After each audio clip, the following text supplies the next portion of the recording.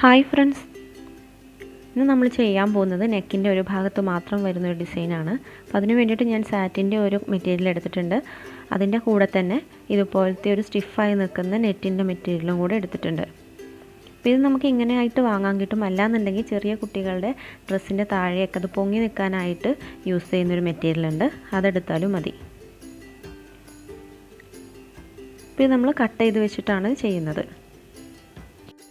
ഇതിലെന്താ ചെയ്യുന്നതെന്ന് വെച്ചാൽ പല സൈസിലുള്ള സ്ക്വയർ ഷേപ്പ് വരച്ചു കൊടുക്കാൻ പോവുകയാണ്. എന്നിട്ട് അതൊന്ന് കട്ട് ചെയ്തെടുക്കണം.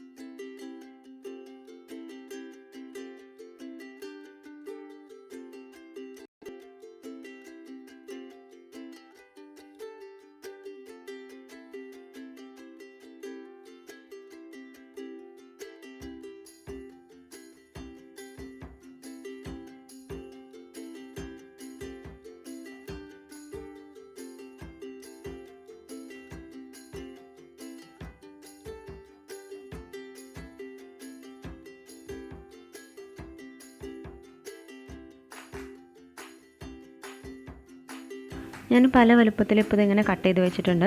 ഇനി ഇത് ഈ മെറ്റീരിയലിനോട് ചേർത്തിട്ട് വേണമെങ്കിൽ നമുക്ക് മെഷീൻ വെച്ചിട്ട് തയ്ച്ചു കൊടുക്കാം, അതല്ലാന്നുണ്ടെങ്കിൽ തുന്നി കൊടുക്കാം. അപ്പോൾ ഞാൻ തുന്നുകയാണ് ചെയ്യുന്നത്.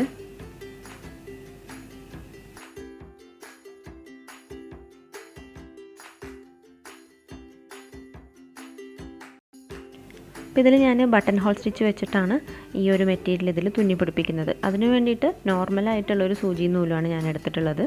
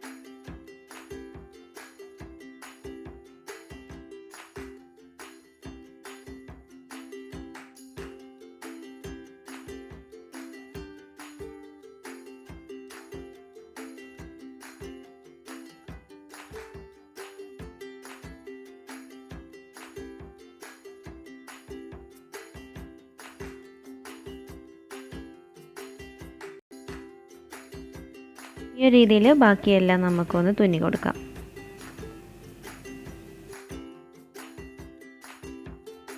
അപ്പോൾ ഞാൻ ഈ ഒരു രീതിയിൽ തുന്നി കൊടുത്തിട്ടുണ്ട്. നമുക്ക് ഏത് ഷേപ്പിലാണോ വേണ്ടത്, ഇതിനിങ്ങനെ കൂട്ടമായിട്ടല്ല ഒറ്റയ്ക്കൊറ്റയ്ക്കാണ് നിൽക്കുന്ന പോലെ വേണമെന്നുണ്ടെങ്കിൽ അങ്ങനെയും ചെയ്ത് കൊടുക്കാം.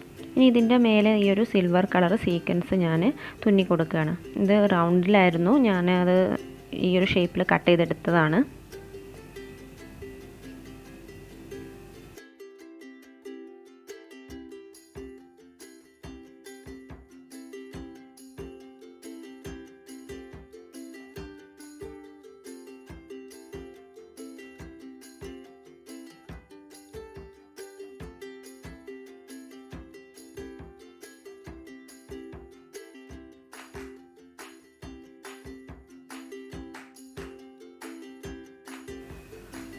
അപ്പോൾ നമുക്കിതിൻ്റെ ഇടയിൽ വരുന്ന ഗ്യാപ്പിലും ഈ ഒരു സീക്വൻസ് വേണമെങ്കിൽ തുന്നി കൊടുക്കാം കേട്ടോ.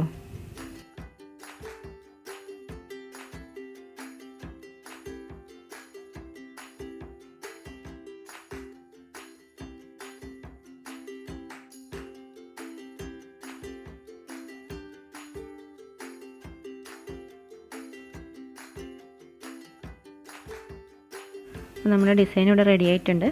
വളരെ എളുപ്പത്തിൽ സിമ്പിളായിട്ട് ചെയ്യാൻ പറ്റിയിട്ടുള്ള ഡിസൈനാണ്. അപ്പോൾ നിങ്ങൾക്ക് ഈ വീഡിയോ ഇഷ്ടമെങ്കിൽ മറക്കാതെ ലൈക്ക് ചെയ്യുക, ഷെയർ ചെയ്യുക, പിന്നെ കമൻറ്റ് ചെയ്യുക. അതുപോലെ തന്നെ ചാനൽ ഇതുവരെ സബ്സ്ക്രൈബ് ചെയ്തിട്ടില്ല എന്നുണ്ടെങ്കിൽ ആ സബ്സ്ക്രൈബ് ബട്ടണും കൂടെ ഒന്ന് പ്രസ് ചെയ്യുക കേട്ടോ.